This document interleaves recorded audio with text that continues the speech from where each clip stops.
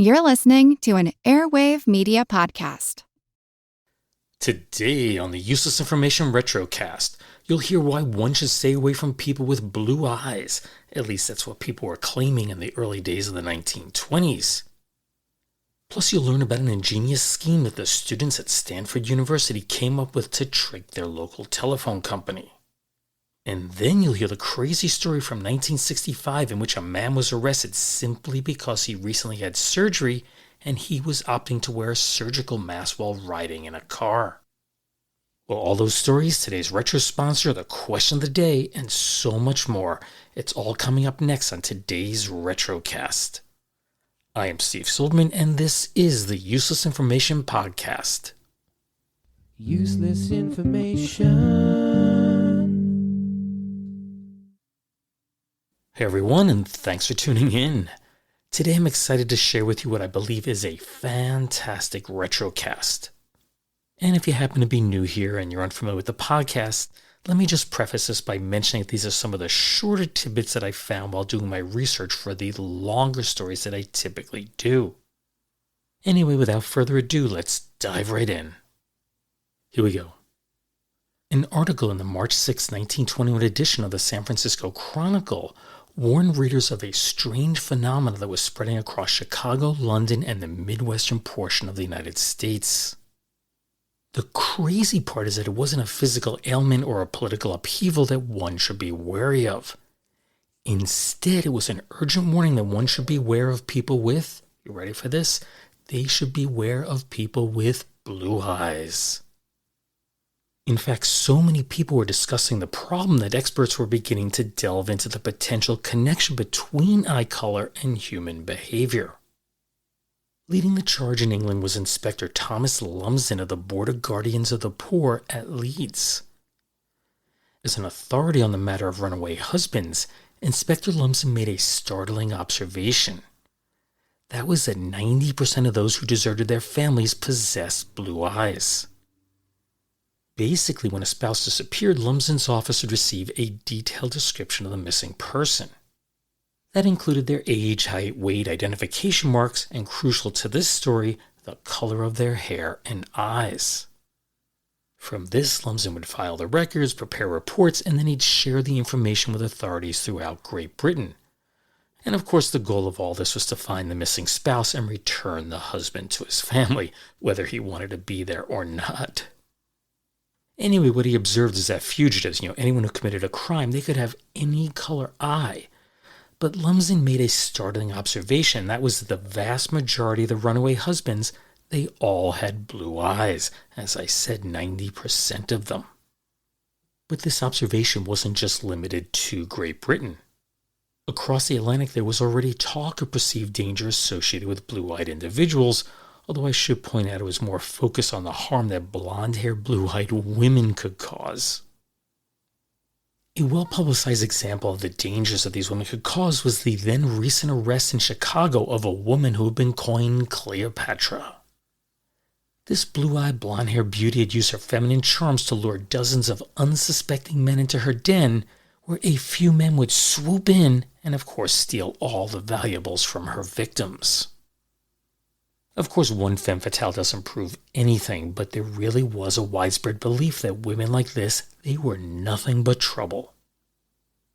Dr. Reginald C. Augustine, president of the American Optometric Association, offered up the following theory as to why they were so dangerous. Blondes are not adapted to the climate. The glaring sunshine irritates their nerves. If your blonde wife or sweetheart is too temperamental, make her wear dark glasses. You want to make Chicago safe for husbands? Then deport the blonde beauties to Moose Factory or some other northern region. Let me just jump in quickly and mention that Moose Factory is located in northeastern Ontario. Anyway, he continued. Blondes are irritated by the ultraviolet rays of the sun, so from an excess of energy they pull a Cleopatra stuff on the menfolk flock to cabarets and sing ragtime songs. Blondes don't belong in this latitude. They are affected by ultraviolet rays and have an excess of energy which they have got to pull off on men.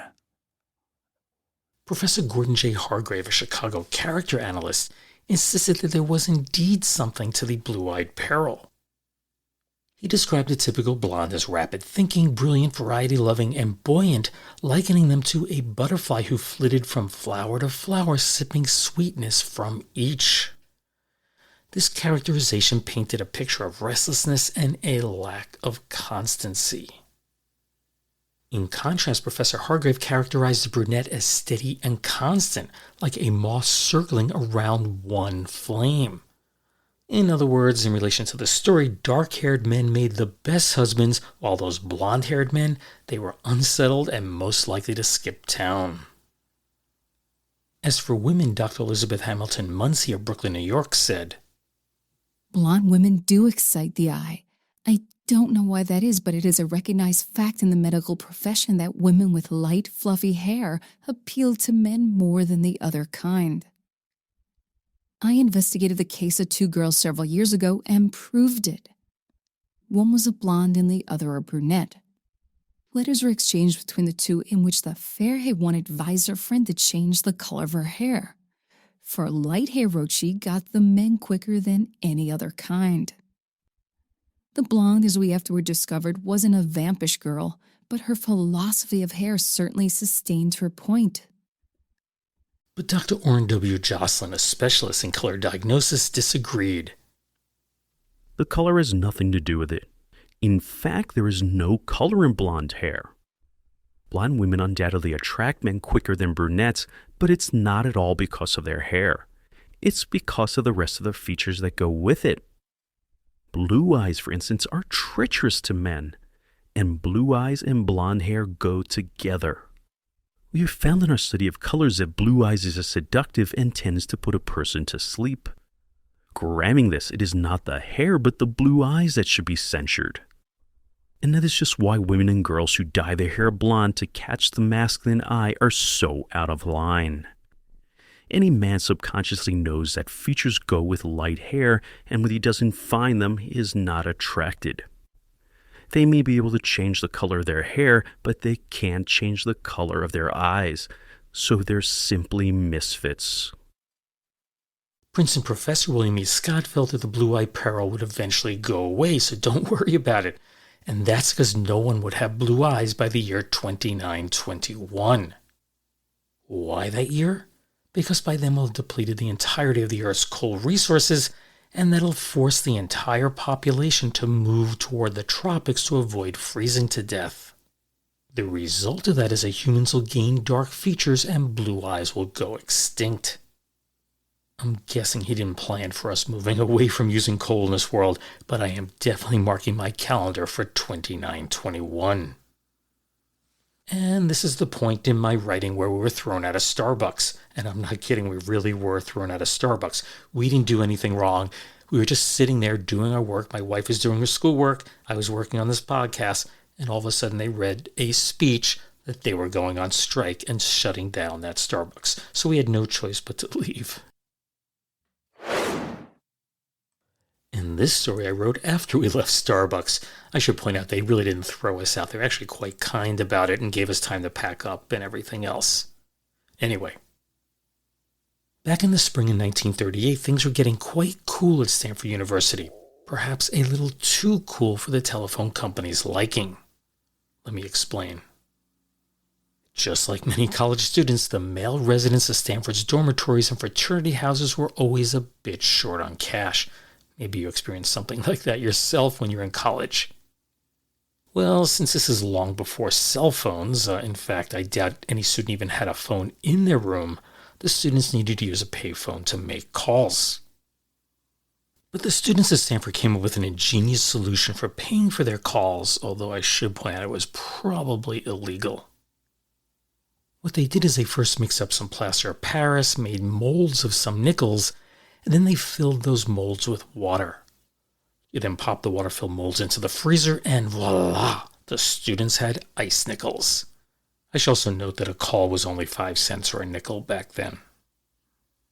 When a student needed to call a friend, maybe even a girlfriend, they just head over to the refrigerator.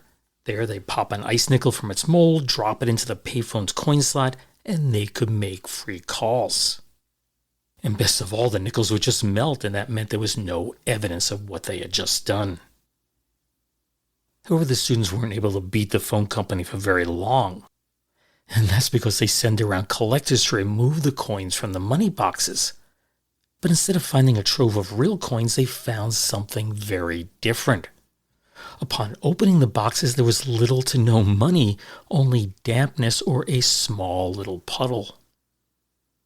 Needless to say, the telephone company, they weren't too pleased, and they complained to the university, and they threatened to remove the payphones if the missing funds weren't repaid.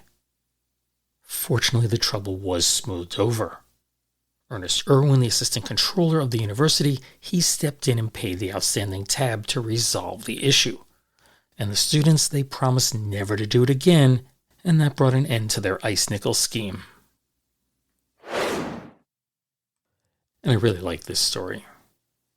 On Monday, January 18th of 1965, brothers Joseph and Sebastian Palazzolo set out from Gloucester, Massachusetts on a trip to Boston.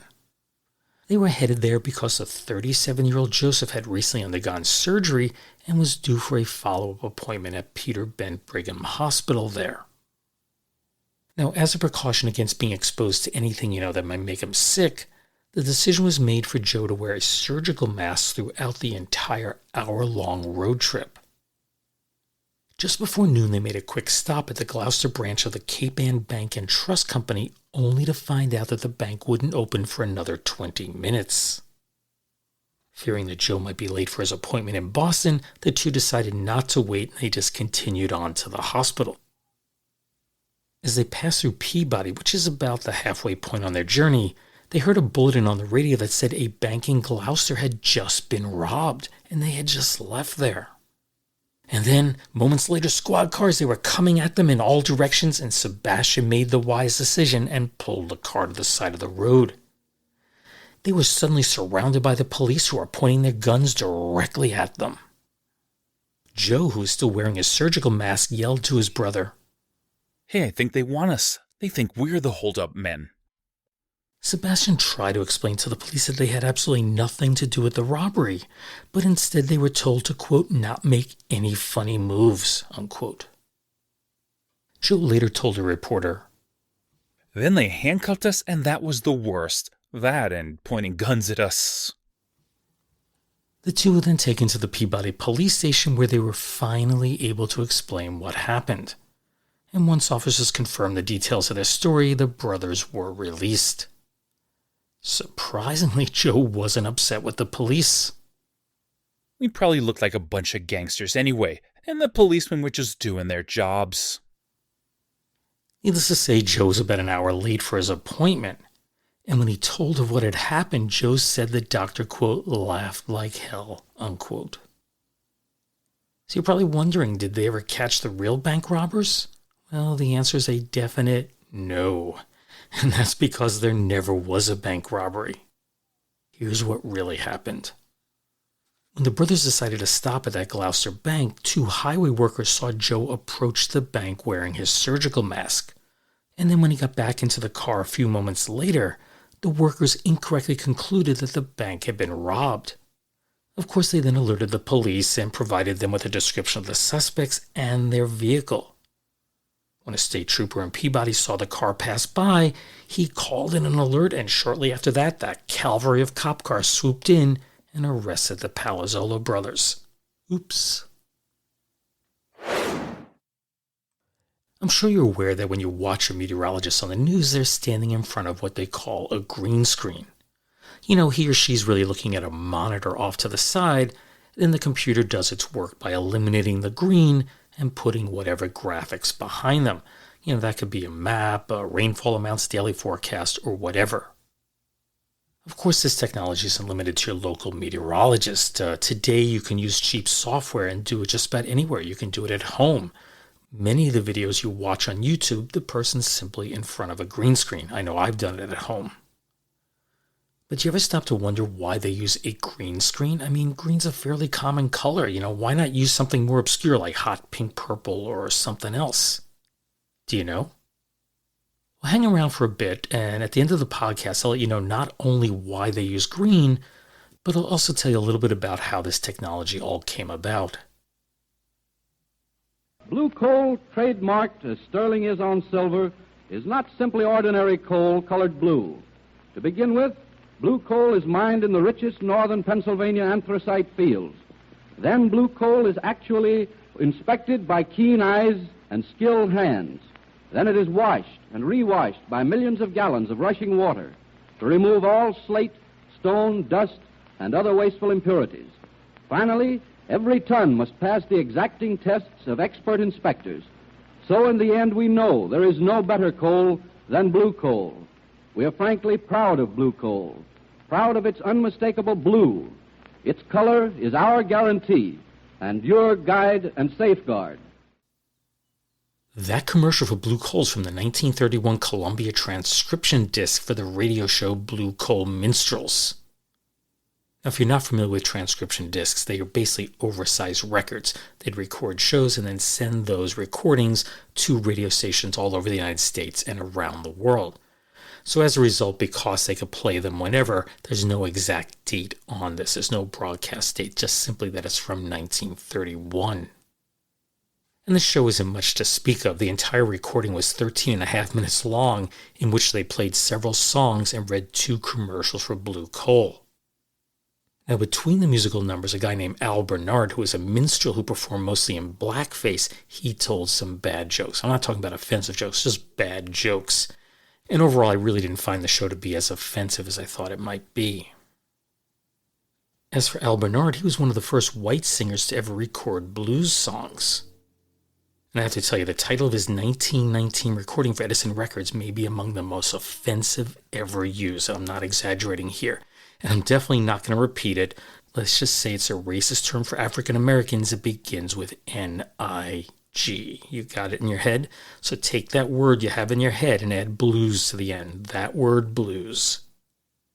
There is a copy of the song on archive.org if you're curious, and the lyrics really aren't as bad as the name. Basically, the lyrics just talk about what it's like to be a black man. Or at least what a white minstrel singer would think a black man's life would be like. I did locate one grainy picture of Al Bernard in blackface, and it really was as awful as you'd imagine. Honestly, that may have been acceptable in the latter part of the 1800s and early 1900s, but it really just creeps me out today. So let me move on to the less controversial topic here, and that is blue coal. Was it really blue? Well, the answer is both yes and no. As I mentioned before, I have a master's degree in geology, the study of rocks, and I've always assumed that the blue color in the company's name came from the bluish, iridescent color that can be found in some types of coal. You just kind of move it in the light and it has a bluish tint to it. But I have to tell you, I was completely wrong. Blue coal was marketed by the Glen Alden Coal Company, and they began dyeing or painting their coal back in 1928. And details on how they did this are hard to come by, which is why I'm not sure if they dyed or painted the coal. But basically, as the coal was being crushed, cleaned, and sorted, they sprayed it with either a blue iridescent paint or dye, and that's how it got its blue color. So you're probably wondering, why would they do such a thing? Well, I can tell you it wasn't to make the coal burn more efficiently or more easily. It had nothing to do with that. They simply wanted their coal to be different, to stand out from all the other brands out there.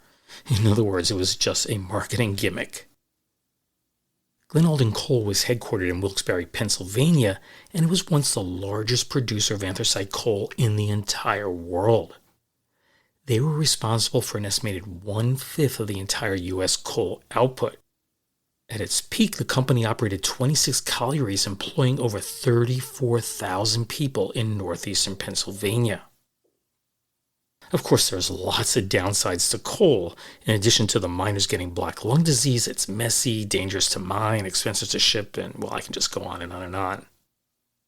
So by the 1960s, most homes had moved away from coal, and they went to cleaner alternatives like fuel oil, natural gas, and, of course, propane. Now, that doesn't mean they're better for the environment, but they're certainly much easier to deal with, than bulky, dirty coal. And what that meant was that the demand for coal, it just plummeted. Blue coal ceased operation in February of 1974, and of course other firms did the same. And if you were to travel to that portion of Pennsylvania today, you'd find that it's dotted by a large number of abandoned coal mines.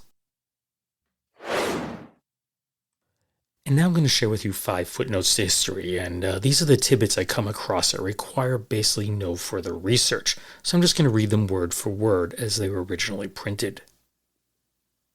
And the first one is dated November 3rd of 1889, and this appeared on page 20 of the Boston Globe.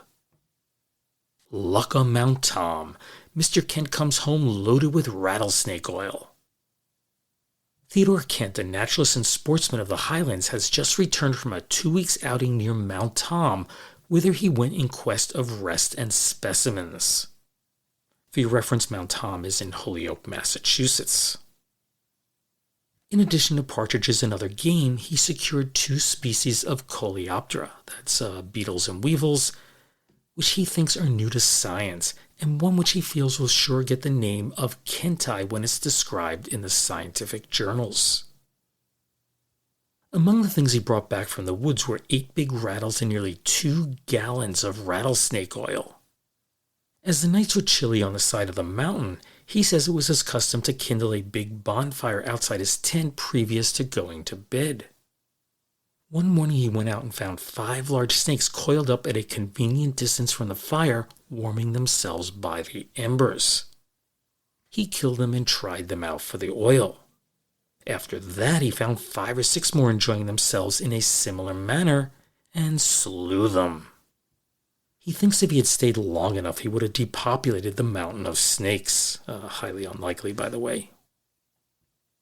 Though a man of learning, Mr. Kent is a firm believer in the efficacy of rattlesnake oil for the cure of lameness and stiff joints. He says he knows of many instances where this oil has made cures when the liniments and lotions prescribed by the doctors had failed.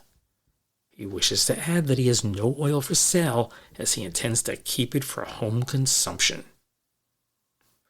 2 gallons of rattlesnake oil. That's around 7.6 liters. What was he doing with this stuff? That's a lifetime supply. Okay, no more killing of animals. This next one is from the January 10th, 1895 edition of the Seward Independent.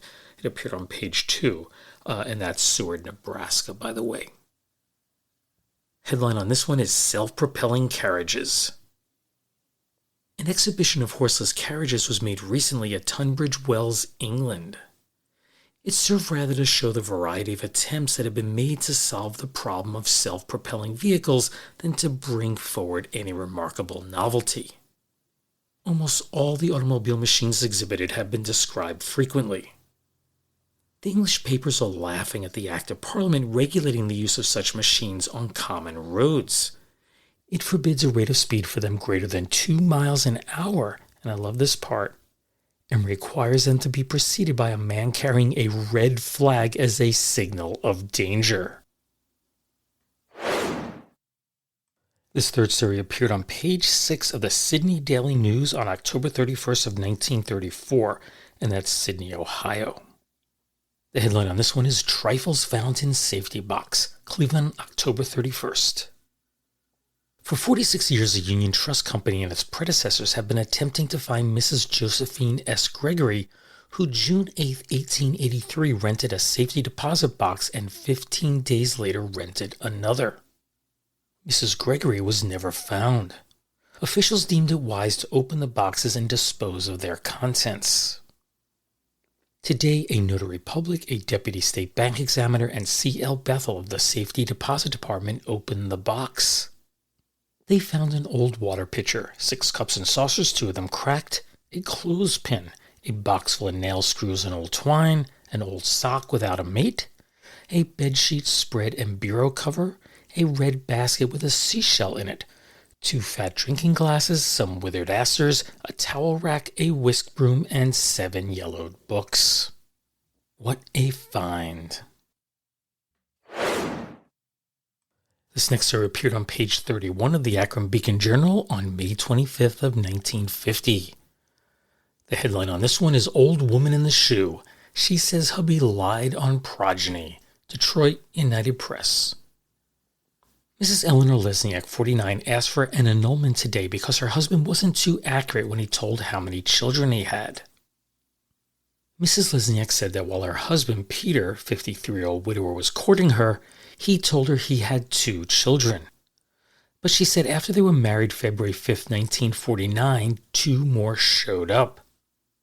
Another 2 then appeared, and the final installment of 3 young Lesniaks brought the total to 9, aged 6 to 20. Mrs. Lesniak, who had an 8-year-old daughter by a previous marriage, said she felt like the old woman who lived in a shoe. And I did a quick check of ancestry for this one. As the article said, they were married on February 5th of 1949. They were divorced on September 1st of 1950. And while the article says that he had 9 children, Ancestry says that he had 10. And I should point out that only 4 of the names are shown. The remaining 6, they're obscured, so I don't know any of the details on them.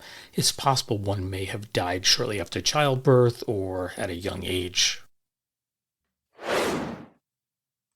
And the last tidbit for today is from April 20th of 1981. This is from the press in Atlantic City and appeared on page 6. The headline reads, "Sneeze Heard Round the Lot" by Carla Linz, press staff writer, Ocean City. When Janice Ball sneezed Sunday, it didn't exactly rock the world, but it did shake up the parking lot at McDonald's here. When the dust settled, the sneeze had damaged 4 cars and left 3 patrons of the restaurant with a bad taste in their mouths. According to city police, the 20-year-old Haddonfield woman apparently sneezed after pulling into the McDonald's parking lot. The sneeze caused her to hit a parked car, which jumped the median strip in the lot and hit a 3rd car. Ball then swerved backward, hitting a 4th car. All the cars were unoccupied at the time, police said. The incident was investigated by Patrolman John Worley of the Traffic Safety Unit. Police said no citation was issued because the accident occurred on private property, but the accident report indicates that Ball's sneeze was apparently the cause of the crash. A total damage estimate was unavailable, but police noted that damage on each car was estimated to exceed $200.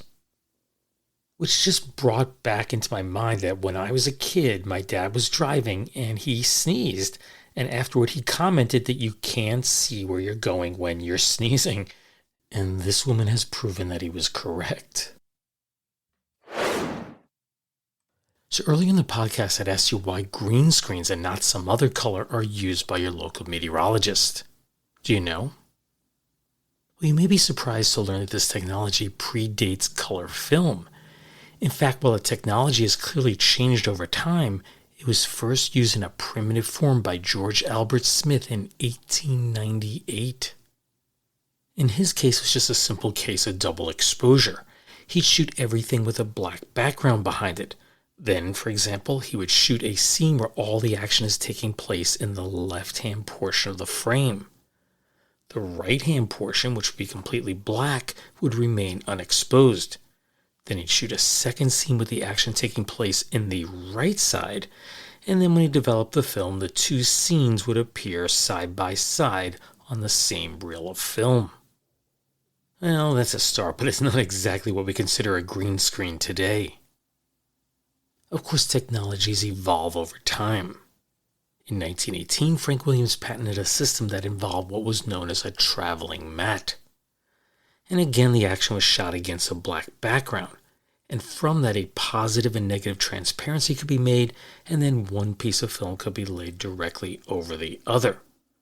The last step would be to project these 2 images onto a new piece of film. Now, this is incredibly difficult to explain without diagrams, so if you are curious, just search out traveling mattes, and there are some very good explanations online for you to see. And while black makes the perfect background while filming in black and white, it really doesn't work well for color film. Not everyone's aware of this, but color film basically had 3 emulsion layers, that's red, green, and blue. So all one needed to do was shoot a scene with one of these 3 colors in the background, and then what you would do is filter out that color while processing the film. RKO was the first to develop the color process in the 1930s, and they opted to use a blue background. Of course, they could have used green, but red was definitely out of the question. And that's because we have blood running through our bodies. Everyone, no matter what your skin tone is, there is a reddish tint. Of course, more in lighter skinned people than darker skin, but everyone has some bit of a reddish tint. If you filter out the red, then of course the actors, they look a little odd. Then in 1957, RCA introduced their technique for doing so on television. They named it chroma key, and that's the generic name that just about every piece of software uses today. And just like film, color television cameras have 3 image sensors, red, green, and blue. Initially, chroma key was done using a blue background, just like in the movies, but they quickly ran into a problem. That is, back then just about all the news anchors and weathermen were male, and they typically wore blue suits.